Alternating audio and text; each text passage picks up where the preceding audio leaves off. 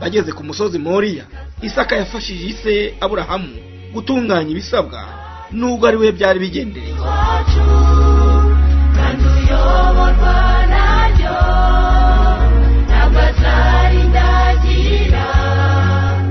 Ni umwanya w'ijambo ry'Imana kuri radiyo Ijwi ry'Ibyiringiro.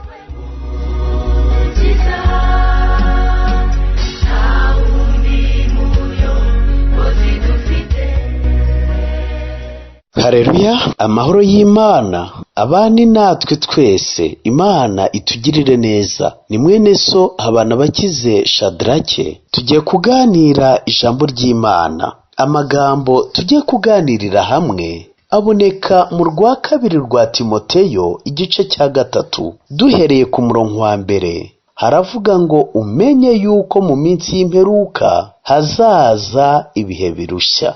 Imana ihire gusomwa kw'ijambo ryayo. Umutwe w'amagambo uravuga ngo ibihe by'imperuka. Reka dusenge. Data wa twese uri mu ijuru, Mana y'urukundo n'icyubahiro, izina ryawe rihimbazwe. Tugiye kuganira mu ijambo ryawe. Utuyoboze Mwuka Muziranenge, wugurure intekerezo zacu dushobore kumenya ibihe turimo n'uburyo dukwiriye kwitwara. Tubisabye mu izina rya Yesu. Amena.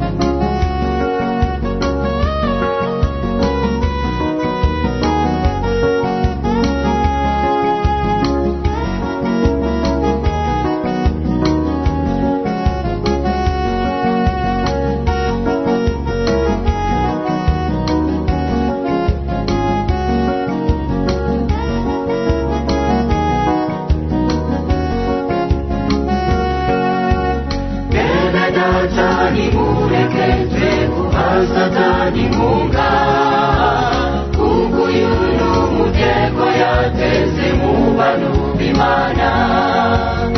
Abantu baratekereza ko bakorera Imana, nyamara hatari urukundo byose ntacyo bimaze. Urukundo rwarakoze mu bantu benshi, nawe kuri mugenzi we buri muntu arirwanaho. Bashyize imbere amafaranga kuyarutisha byose, kugabanirana ni bose no mu bantu b'Imana. Ibyo byose birerekana ko imperuka igeze. Ibyo byose birerekana ko imperuka igeze. Ibyo byose birerekana ko imperuka igeze. Ibyo byose birerekana ko imperuka igeze.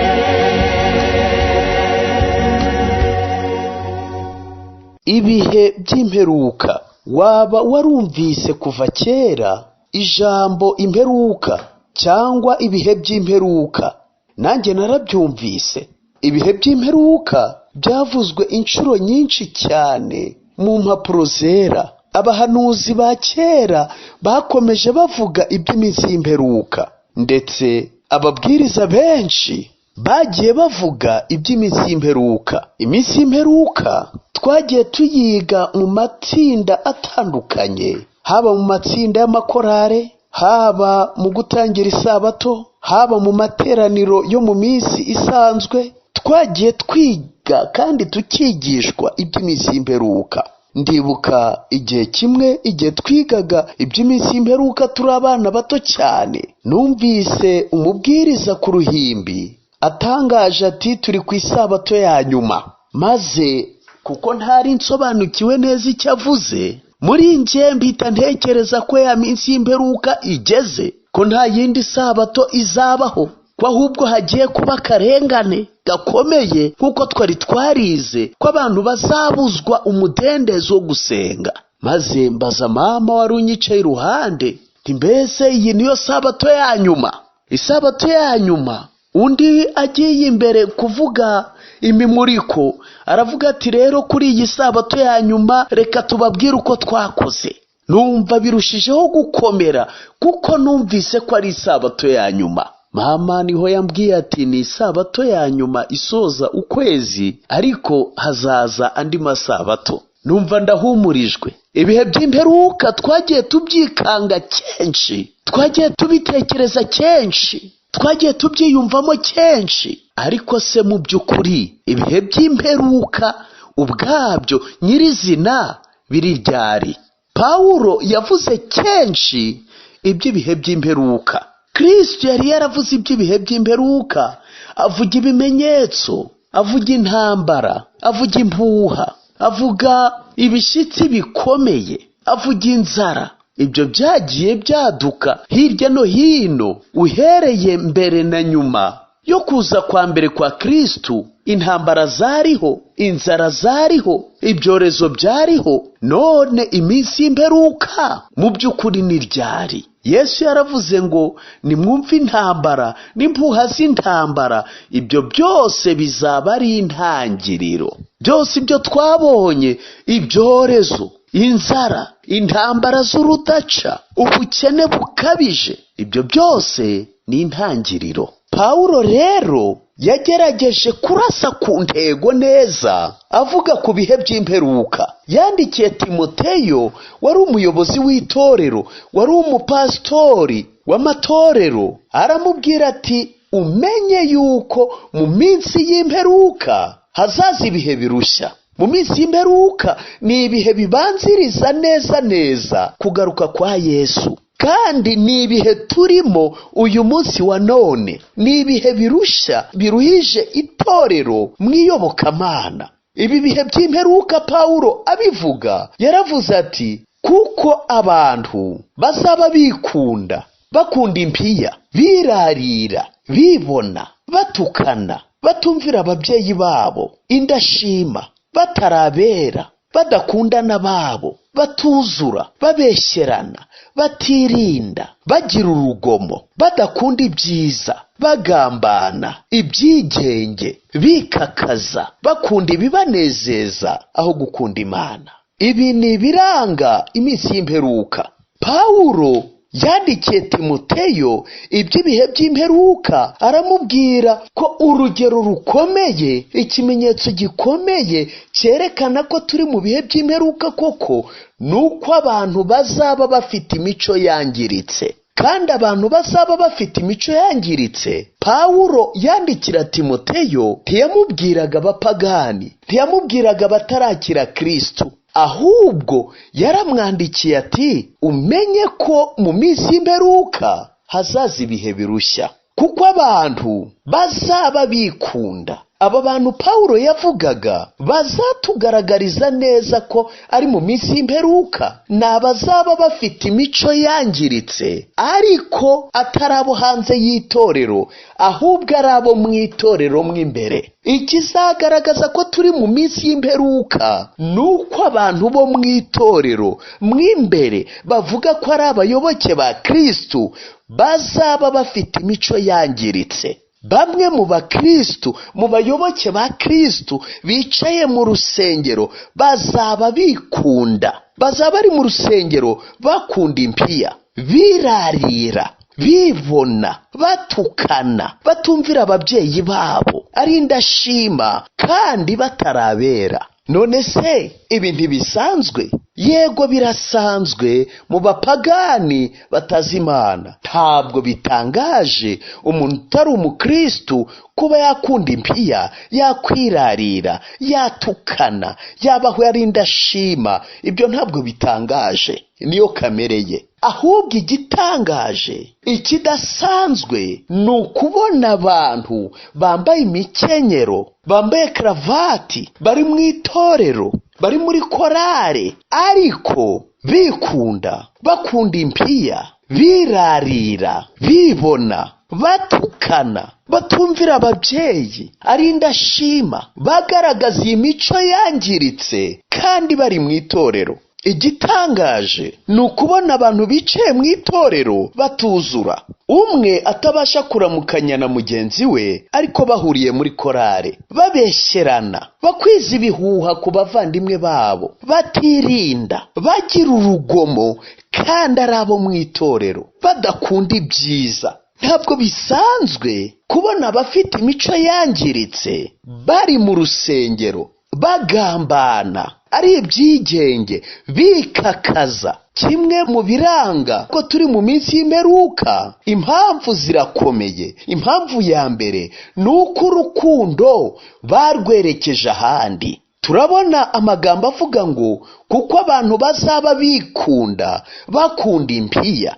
Urwa kabiri rwa Timoteyo igice cya 3:2. Bazaba bikunda, bakunda impiya, kandi bakunda ibibanezeza aho gukunda Imana. Hano harimo ibintu bitatu, harimo inyabutatu: ni ukwikunda, ni ugukunda amafaranga, ni ugukunda ibibanezeza. Ni inyabutatu izabihuje aba bantu. Urukundo barwerekeje ahandi. Itegeko riravuga ngo ukundishe Uwiteka umutima wawe wose, n'ubwenge bwawe bwose, n'imbaraga zawe zose, kandi ukunde mugenzi wawe nk'uko wikunda. Noneho abantu bo mu minsi y'imperuka bicaye mu rusengero, bari mu itorero, Pawulo abo yavugaga ni abo mu bayoboke ba Kristo bazaba bari mu itorero, ariko aho gukunda Uwiteka n'umutima wabo wose, n'ubwenge bwabo bwose, n'imbaraga zabo zose,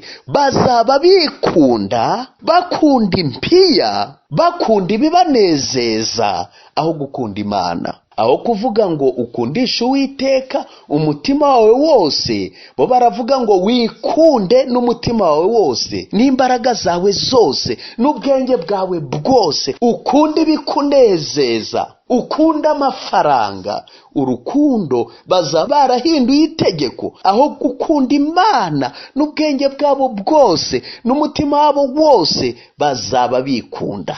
ikindi nanone kizakurikiraho, nabo ubwabo bazaba barangiritse mw'imbere muri bo.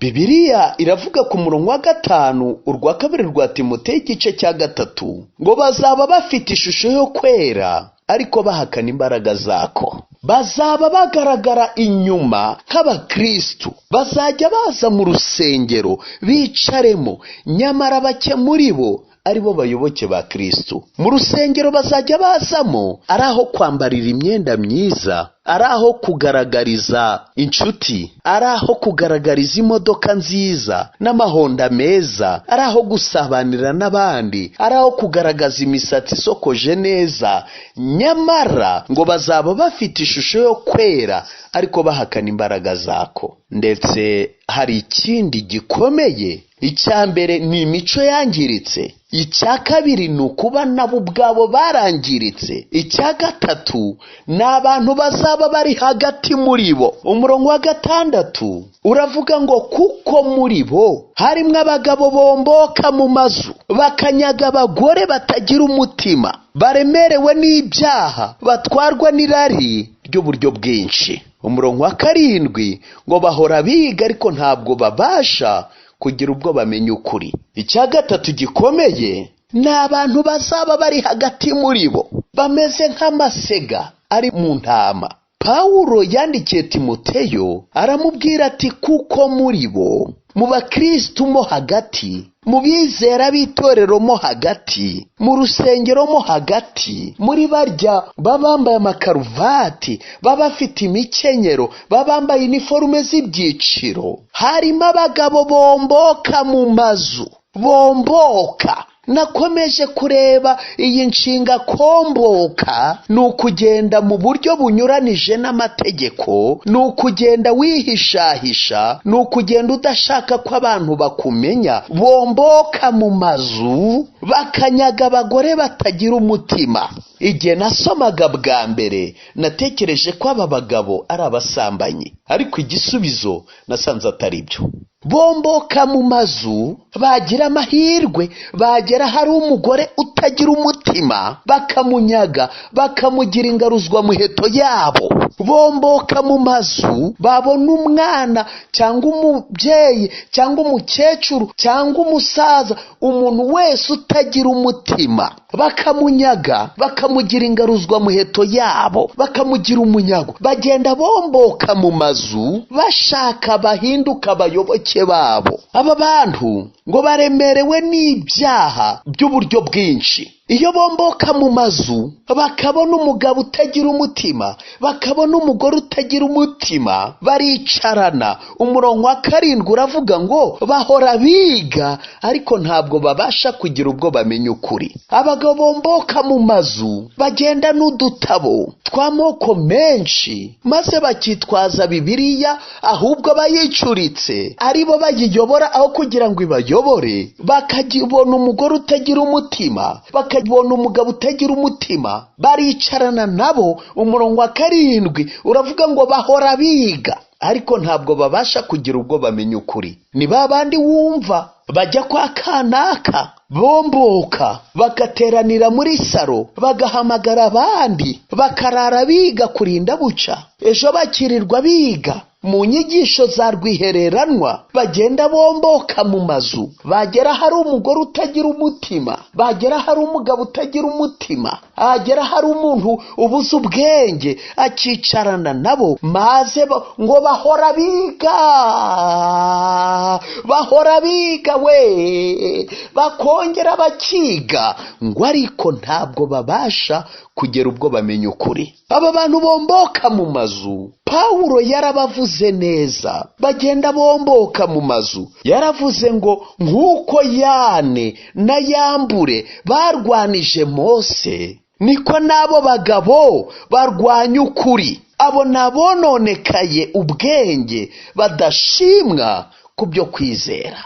Yane na Yambure, aba bantu bombi ntabwo bavugwa kenshi muri Bibiliya, ariko mu busobanuro butandukanye bwa Bibiliya uyu Yane na Yambure bagaragara ko ari bamwe muri ba bakonikoni bo muri Egiputa. Mose na Aroni baraje babwiriza ubutumwa, babwira Farawo ibyo Imana yabatumye, Imana yitwa Ndiho, Imana y'Abisirayeli. Bamubwira ko yamutegetse kurekura Abisirayeli ngo bagende, maze Yane na Yambure bameze nk'ababagabo bomboka baraza barabarwanya. Aroni yakubise inkoni hasi ihinduka inzoka, maze Yane na Yambure nabo baraza bakubita inkoni zabo hasi, nazo zihinduka utuyoka, maze inzoka yavuye mu nkoni ya Aroni, twa tuyoka iratumira. Mose na Aroni bashira inkoni hasi mu mazi ahinduka amaraso. Yane na Yambure nabo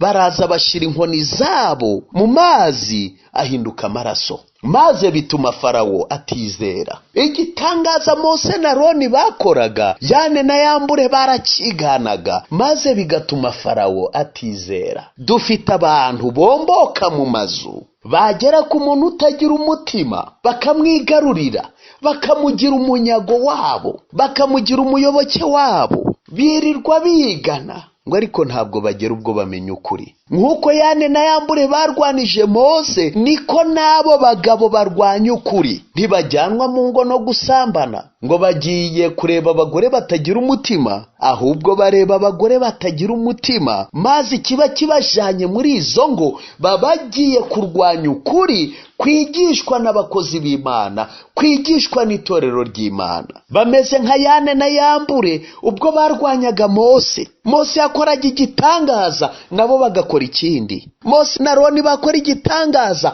nabo bagakora ikindi, bituma Farawo atizera. Aba bantu bameze nka Yane na Yambure turabejeje muri iki gihe. Itorero rihamagara amateraniro, nabo bagahamagara andi. Itorero rihamagara amasengesho, nabo bagahamagara andi. Itorero rirarika abantu gutangira isabato ku rusengero, nabo bagahamagara abandi mu ngo zabo. Itorero ritangiza ububyutse n'ivugurura, nabo bagatangiza ubundi. Nk'uko Yane na Yambure barwanije Mose, niko aba bagabo nabo barwanya ukuri. Usanga bafite imirongo migari cyane, bagakora purugarama ihera mu gitondo ku isabato ikageza nimugoroba kugira ngo abantu babure uko binjira mu rusengero. Itorero iyo ritangije gahunda yo gutangira isabato, nabo batangiza gahunda yabo. Nk'uko Yane na Yambure barwanije Mose, niko abo nabo barwanya ukuri. Bafite inyigisho ziteye ubwoba, bahamagarira abantu kuba abayoboke babo. Nayobewe impamvu Pawulo yavuze neza ati, nk'uko Yane na Yambure barwanije Mose, niko abo nabo bazarwanya ukuri. Si ukuri barwanirira nk'uko babivuga, ahubwo ni ukuri barwanya. Bafite ibisebe mu mitima yabo by'ibyaha bimeze nk'ubushye. Maze Pawulo yarabisobanuye neza, aravuga ati, ni abagabo bomboka mu mazu bakanyaga abagore batagira umutima. Abagore batagira umutima, nawe se niba baje bakakwigisha bati igihe kirageze ntuzasubire mu rusengero, ahubwo funga utwangushe tujye mu bindi bihugu, tujye mu mashyamba, maze abagore batagira umutima bagata akazi kari gatunze imiryango yabo, bagakura abana mu mashuri, bagahaguruka bakajya mu bindi bihugu, bakajya mu mashyamba, mbese Yesu natunguka ko amaso yose azamubona, n'abamuteye amacumu ko nabo bazamubona, mbese azabonwa n'abagiye mu mashyamba bonyine. Muvandimwe, kuzi agaciro ko kumenya gusoma no kwandika. Umuntu uzi ubwenge yakura abana mu mashuri, umwana yava mu ishuri ukamwemerera ngo hari abakozi b'Imana bamugeshejeho ubutumwa, ngo none yafashe icyemezo cyo guta ishuri. Muvandimwe, mbese umuntu uzi ubwenge yagurisha inka, akagurisha isambu, akagurisha inzu, yarangiza agahaguruka akimukira mu kindi gihugu, agahaguruka akaja mu ishyamba, agahaguruka akaja ku musozi.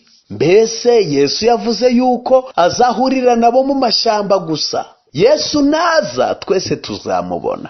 aba bagabo bomboka mu mazu iyo basanze umugore utagira umutima niwe ubakira, iyo basanze umugabo utagira umutima niwe ubakira. Abantu benshi bataye akazi kari gatunze imiryango yabo, abantu benshi babaye umutwaro ku miryango yabo, bahagaritse akazi kari gatunze imiryango, bahagaritse akazi kashyiraga abana mu mashuri, bahagaritse akazi kari gafatiye runini imiryango yabo. Pawulo yandikiye Timoteyo, urwa mbere rwa Timoteyo 5:8, ati ahubwo niba umuntu adatunga be, cyane cyane abo mu rugo rwe, uwo aba yihakanye Kristo twemera, aba yihakanye ibyizerwa, kandi ababaye mubi hanyuma y'utizera. Nawe se, umuntu ufite umutima yahaguruka akajya kuba mu masengesho, akaja ikanyarira, akaja ku gasumo, akaja ku musozi ngo w'imigisha, akamara iminsi 5, akamara ukwezi, akamara amezi 2,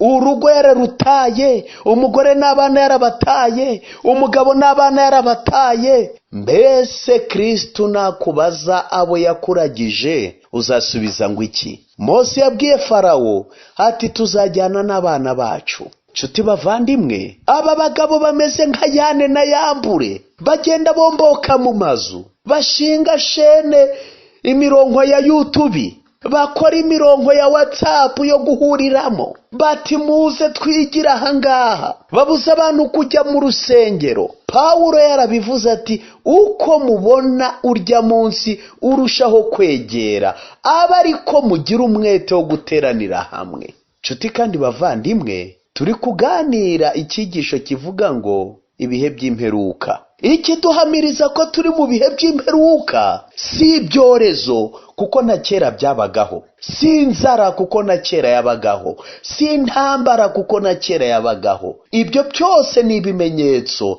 ariko Yesu yavuze ko ari intangiriro yo kuramukwa. Kimwe mu bitugaragariza ko turi mu minsi y'imperuka koko, n'abantu baba mu itorero, bari mu itorero bafite imico yangiritse, batukana, babagambanye, b'abanyarugomo, babivone, bakunda impiya, bakunda ibibanezeza, bikunda aho gukunda Imana, birarira. Urwo rutonde Pawulo yavuze bizaba bitangaje kandi biratangaje iyo babonetse mu nzu y'Imana. Icya kabiri, umuntu w'Imana Pawulo yavuze n'ababa bafite ishusho yo kwera. Wabarebera inyuma ugatekereza yuko dufite abakristo urusengero rwuzuye, ariko bake gusa aribo bayoboke ba Kristo. Kandi icya gatatu ni ukwaduka kw'aba bagabo bomboka bameze nka Yane na Yambure, barwanije Mose. Mose yakora igitangaza bagakora ikindi, Mose na Aroni bakora igitangaza bagakora ikindi. Byageze ubwo Mose ava imbere ya Farawo arakaye cyane, bavuganye amagambo mabi ya nyuma. Farawo avuga ati ntabwo uzongera kumbona, na Mose ati uvuze ukuri koko sinzongera kukubona. Ngo Mose ava imbere ya Farawo arakaye cyane, kandi koko Farawo inyanja itukura yarasamye iramumira hamwe n'ingabo ze. Ariko ba nyirabayazana ni Yane na Yambure, batumye umutima we urushaho kwinangira. Abantu bameze nka Yane na Yambure muri iki gihe, itorero rihamagara amateraniro nabo bagahamagara andi, itorero rihamagara gutangira isabato nabo bagahamagara, itorero rizana purugarama nabo bakazana indi. Bameze nka Yane na Yambure, uko barwanije Mose niko aba bagabo bomboka nabo barwanya ukuri. Itorero ryandika bitegura kubatizwa, nabo bagakora liste yabo bisa abayoboke babo ngo bafatanije. Nakaga, ni ingorane. Yesu atugirire neza cyane. Hano Pawulo yaravuze ngo abo nabononekaye mu bwenge badashimwa kubwo kwizera. Ntabwo bashimwa ku matorero yose bariho, usanga barabafatiye ibyemezo kuko imico yabo ikemangwa, imico yabo irakemangwa, ntabwo bashimwa. Umurongo wa 8 Pawulo yandikira Timoteyo, urwa kabiri rwa Timoteyo igice cya 3 umurongo wa 8, yaramubwiye ati ariko ntibazabasha kurengaho, kuko ubupfu bwabo buzagaragarira abantu bose nk'uko ubw'aba bandi nabwo bwagaragaye.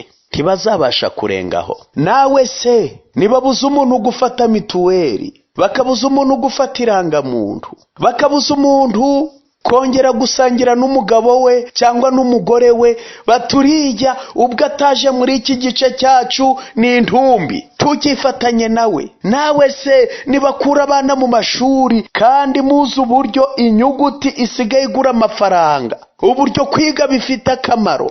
Nawe se nibahagarika gutunga imiryango yabo, bakaja birirwa ku gasozi, birirwa bomboka mu mazu ngo bafite udutabo bari kwiga, bakananirwa gutunga imiryango yabo, bakananirwa gukora ngo biteze imbere. Pawulo yaravuze ngo udakora ntakarye. Pawulo yaravuze ngo ntibazabasha kurengaho, kuko ubupfu bwabo buzagaragarira abantu bose nk'uko ubw'aba bandi Yane na Yambure bwaje kugaragara. Hari igihe Aroni yakubise inkoni hasi mu mukungugu, inda zose zuzura igihugu, maze babapfumu n'abakonikoni ba Farawo baramubwira bati kico ni igitangaza cy'Imana, iki ni ikiganza cy'Imana. Kuko basengaga ibikeri, basenga ikigirwamana gifite umutwe nk'uw'igikeri, maze Imana ibateza ibikeri, cya kigirwamana cyabo kinanirwa kubakiza. Bati yewe, bati iki ni ikiganza cy'Imana. Maze igitangaza cya nyuma, abana b'imfura barapfa, n'uwa Farawo apfamo, maze babakonikoni n'abapfumu babura icyo barenzaho. Niho bamenye ko Uhoraho Imana ari Imana ikomeye. Ubupfu bwabo bwaragaragaye. Aba nabo bameze nka Yane na Yambure, bomboka mu mazu. Abakuru b'itorero bahamagara bizera, aba nabo bagahamagara abandi. Bahamagara abo kuza ku rusengero, aba nabo bagahamagara abo kuja mu ngo zabo, abo kuja ku mirongo yabo ku mbuga nkoranyambaga zabo. Twahamagariwe kuyobora abantu kuri Kristu, ntitwahamagariwe kuyobora abantu kuri groupe za WhatsApp, ntitwahamagariwe kuyobora abantu ku mirongo ya YouTube, ntitwahamagariwe kuyobora abantu ku zindi mbuga nkoranyambaga. Twahamagariwe kuyobora abantu mu itorero, aho bahurira na Kristu, aho barindirwa. Niwo mubiri wa Kristu. Ubupfu bwabo ntibuzabura kugaragara nk'uko ubwa Yane na Yambure bwagaragaye. Benshi mu bagiye bahaguruka bakava mu itorero bameze nka Yane na Yambure bari kurwanya ukuri. Benshi byagiye birangira bafite abagore babiri. Benshi byagiye birangira ari abasinzi banywa inzoga. Benshi byagiye birangira barya ingurube. Benshi byagiye birangira bakora ku isabato kandi bacuruza ibiyobyabwenge. Benshi byagiye birangira bononekaye rwose. Benshi byagiye birangira bivanze mu mashaka ya politike kandi bikaza kubagiraho ingaruka zitajaga kuba iyo bataza gushira umutwe mu muba w'inkwi wamaze gufatwa. Benshi twagiye tumenya amakuru yabo ko ibyabo byagiye birangira nabi. Pawulo yabwiye Timoteyo ati abo bagabo bomboka mu mazu banyaga batagira umutima, koko batagira umutima nibo bonyine babakurikira ngo bareke, ntibazabasha kurengaho, kuko ubupfu bwabo buzagaragarira abantu bose nk'uko ubw'aba bandi nabwo bwagaragaye. Imana iturinde, iduhe ubushishozi, tumenye aba bantu bomboka mu mazu bameze nka Yane na Yambure. Nicyo kiduhamiriza ko turi mu minsi y'imperuka koko, igihe ibitero nk'ibyo byibasira itorero. Pawulo abwira Timoteyo ku murongo wa 10, urwa kabiri rwa Timoteyo igice cya 3 umurongo wa 10, aramubwira ati ariko woweho wakurikije neza inyigisho zanjye n'ingeso zanjye n'imigambi no kwizera no kwiyumanganya n'urukundo no kwihangana. Izina ry'Imana rihimbazwe cyane. Imana iduhe gukurikiza inyigisho za Bibiliya. Imana iduhe gukurikiza ingeso n'imico bya Kristu. Imana iduhe gukurikiza imigambi no kwizera no kwiyumanganya bya Gikristu. Imana iduhe gukurikiza urukundo no kwihangana. Imana iturinde muri ibi bihe by'imperuka, iduhe gukomeza gushikama rwose, iturinde kugira imico yangiritse turi kugenda tubonesha amaso muri ibi bihe byacu, kandi Imana iturinde kugira ishusho yo kwera ngo duhakane imbaraga zako. Imana iduhe gutahura aba bagabo bomboka mu mazu, bareba utagira umutima bakamugira ingaruzwa muheto. Benshi bataye ingo, benshi bataye amasambu, benshi bimukiye mu bindi bihugu, abandi bajya mu byaro bya kure cyane, abandi bajya mu mashyamba, bibwira yuko ariho bari gukiranuka kurushaho, kandi bari mu buyobe. Imana itwagurira ubwenge, Imana itume tugira ubwenge turebe kure. Muvandimwe, simvuze ko kwimuka ari ikibazo, ahubwo kwimuka wibwira ko ukurikiye ubukristu nicyo kibazo. Umuntu ashobora kwimukiraho ubuzima burushijeho gushoboka, ariko nta naho dufite tuzasanga ubukristu, ahubwo ubukristu bugenda muri twe. Si iby'ubwenge ko abantu bata amasambu, bata inka, bakura abana mu mashuri, bata imiryango yabo ngo bagiye gusanga Yesu, ngo bagiye aho basengera Yesu akumva, ngo bagiye mu nyigisho ngo babigisha ngo akaba ariho bumva kurushaho. Imana iduhe gutegerereza mu itorero ryayo, dukurikize inyigisho za gikristu, dukurikize imico ya gikristu, dukurikize kwizera no kwiyumanganya, tugire urukundo hagati yacu kandi twihangane kugeza aho Yesu azazira. Mu izina rya Yesu, amena.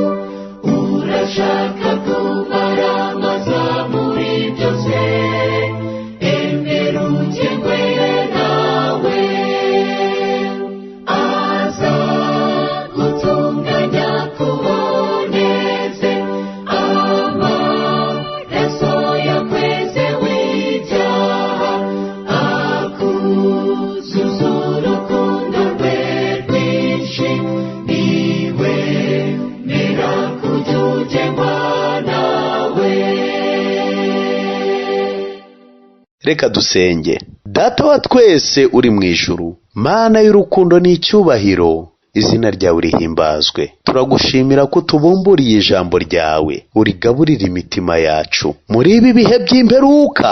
Uduhe kugira ubwenge, uduhe kumenya kwihangana, uduhe gukomeza gukurikiza inyigisho nzima, mu izina rya Yesu, amena.